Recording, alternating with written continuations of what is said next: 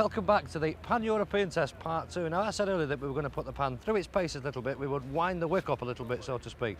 Well, that's what's happening here. We're out in the mountains now on some fantastic roads, beautiful surface, lovely visibility through a lot of the corners. It's a really nice place. What happens here is all the journos, all this lot, these are all the UK journalists. We've got Motorcycle News, Bike Magazine, Biker, Superbike, Two Wheels Only, all sorts of magazines. Park up here on a corner, send the photographer somewhere.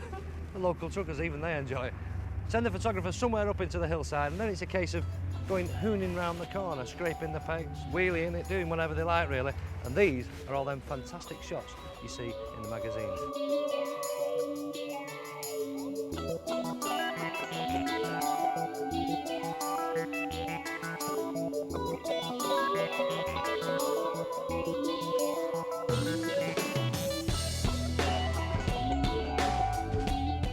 Now, you know them pictures you see in the magazines? They're really good, aren't they? Dead sharp, crystal clear. Hey, it's no wonder it. Look at this. Bloody hell, it weighs a ton. Here it comes.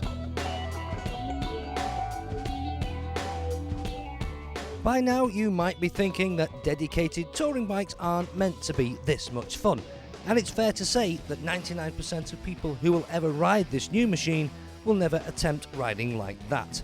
Still, it's all done in the interest of research, and it's nice to know that the ability is there should you ever need it. Sustained high-speed travel is the forte of the new Pan. It has to be just about the most comfortable bike in its class.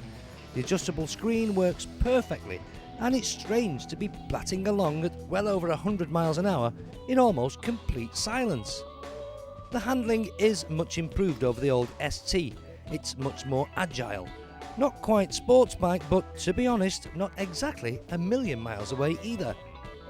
You may think I'm missing the point. Well, not really. You see, the Pan's long-range touring ability has never been in question. It's always been supremely comfortable and reliable, but now they've managed to combine those qualities with fantastic handling. It's sure to be a winner.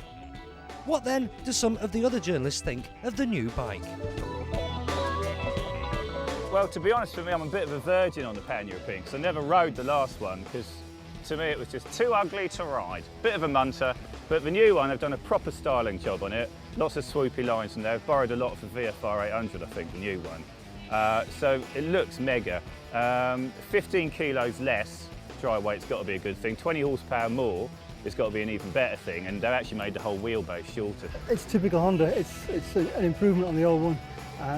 The existing customers are going to love it. They've taken everything that was good about the old Pan and just notched it up a little bit. The engine's fantastic. It sounds lovely. It's got a real sort of bark to it. It feels nice. It's as comfy as the old one. It looks up to date. It's a great bike. Yeah, pretty impressed really. I mean, it's my sort of bike. I'm sort of getting into my sort of middle-aged period, and on that basis, I like a bit of comfort and civility. There wasn't much wrong with the current model, I have to say, and it's not a world apart, but there is a lot more sort of power and civility about it, and the handling, I think, is the best improvement. I mean, these roads in this part of the world are very, very demanding. You've got to be on the ball. It's a big and heavy bike. It's not that easy to chuck about, and you need to ride with quite a bit of anticipation and make sure that the bike's set up before you chuck it into a corner. But as your footage has shown earlier, you know, you can ride this bike like a sports bike, and it's a bit more of it's more of the same really, the same sort of level of refinement and civility and ease of use for which the Pan-European has become very famous.